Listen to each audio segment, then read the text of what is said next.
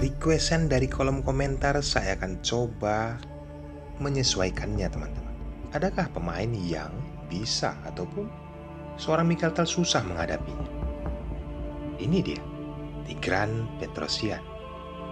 Pada saat melawan Kezzel Malcolm, kejuaraan catur dunia, bayangkan teman-teman, tahun 1962.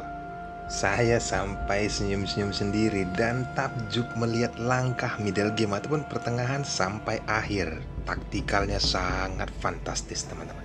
Siapkan konsentrasi tinggi dan kalian harus dapatkan ilmunya. Selamat menyaksikan. Tigran Petrosyan pemegang buah putih memainkan pion ke E4. Kezzel Malcolm pion ke C6. Terjadi pembukaan Sicilian defense di papan. Putih memainkan kuda ke F3, hitam pion ke D6. Langkah berikutnya juga masih terlihat normal dalam pembukaan Sicilian defense. Terjadi pertukaran pion, dipukul kembali oleh kuda. Yang menjadi pembeda saat Malcolm memainkan kuda mengancam pion, Tigran mengabaikannya, menempatkan gajah mengambil tempo skak, hitam menutup dengan gajah dan lumrahnya putih bisa memukul gajah tersebut. Beda dengan Tigran Petrosyan. Langkah apa yang diperbuatnya? Pion ke C4. Simpelnya, hitam memukul gajah dan gajah dipukul oleh kuda, membiarkan hitam memberikan pionnya kembali yang ada di E4. Dan ini diambil oleh Kezzel Malcolm.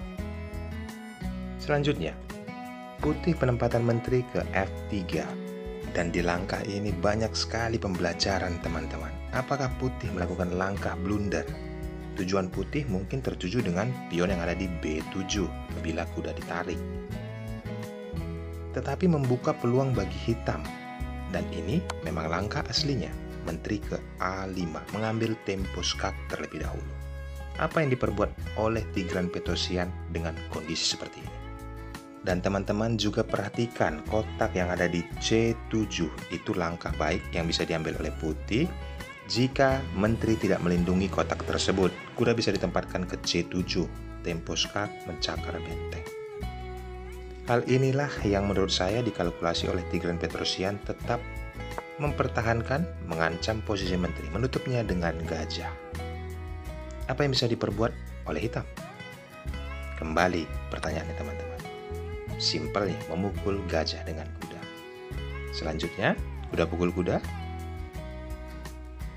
Itukah yang dilakukan oleh Tigran Petrosyan? Pertanyaan yang bagus. Nyatanya teman-teman, tidak dipukul dengan kuda. Dan jika ini dilakukan, maka hitam akan menaikkan kuda ke C6, pionnya selamat. Kalkulasi Tigran Petrosyan tidak melakukan hal itu. Fantastisnya, yes, dia memukul pion B7 dengan menteri. Apakah lagi-lagi ini sebuah langkah blunder? Apa yang diperbuat oleh hitam? Jika kalian dari buah hitam, apa yang kalian perbuat, teman-teman? Apakah kalian berpikir memukul kuda? Kita jalankan, kita analisis. Tempo skak, open skak. Raja bergeser ke F1, kembali mungkin skak. Yaps, raja ke E2. Perhatikan teman-teman. Jika salah langkah, hitam di sini hanya bisa memainkan posisi pion yang ada di E ataupun yang ada di F. Karena ancaman berikutnya bukanlah main-main. Tujuannya bukan ke benteng, teman-teman. Kita langkahkan sederhana. Dengan posisi seperti ini, jangan pernah berpikir menteri akan pukul benteng. Baiklah, kita perjelas. Anggap saja kuda memukul pion. Ancamannya tempo skak dan ditutup harus dengan menteri. Kembali skak dan skak manis. Raja hitam tewas. Fantastis. Tujuannya mematikan raja, teman-teman. Jadi jangan sampai salah berpikir. Maka dari itu dengan posisi seperti ini, setelah menteri memukul pion, Kezzel Malcolm tidak terburu-buru memukul kuda dengan kuda. Dia mengambil langkah, memukul pion yang ada di C4 dengan kuda. Open skak terlihat. Apakah ini keuntungan bagi buah hitam? Apa yang bisa diperbuat oleh Tigran Petrosian? Apakah menutupnya dengan kuda ke C3 dan ini sangat lumrah? Kuda saling menjaga? Salah besar teman-teman. Luar biasa. Saya juga sampai takjub memainkan pion ke B4, memaksa menteri memukulnya. Dan langkah aslinya memang mau tidak mau, Gazel Malcolm mengambil langkah itu karena berharap mengambil juga tempo skak terlebih dahulu. Balasan dari Tigran barulah menaikkan kuda untuk menutup skak dari menteri.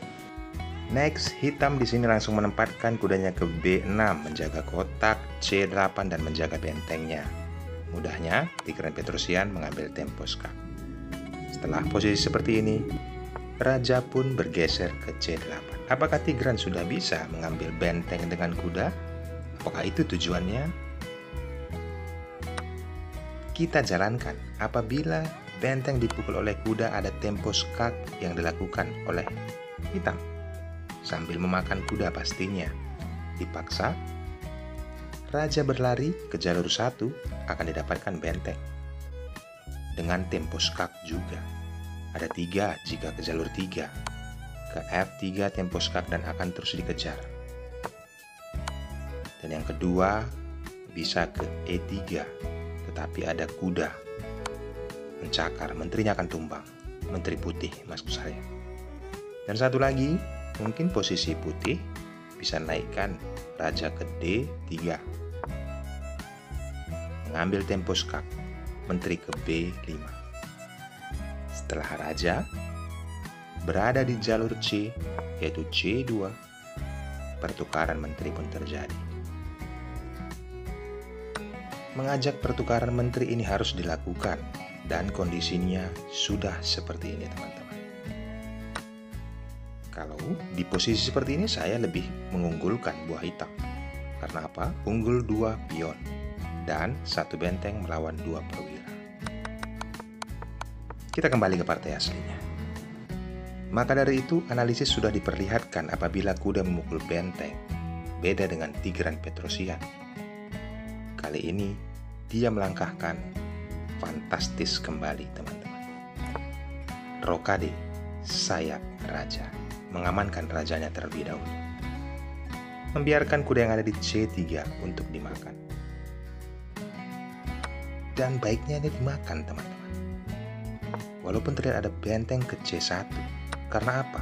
Coba diabaikan kuda tersebut. Tujuannya sangat jelas, nanti ke B5 ataupun ke D5. Memperkokoh kuda satu dengan lain. Maka dari itu, langkah paksaan Gazel Malcolm tetap mengambil kuda tersebut dengan menteri. Selanjutnya, Tigran menempatkan benteng ke C1. Ini langkah aslinya. Menteri ditarik ke A5.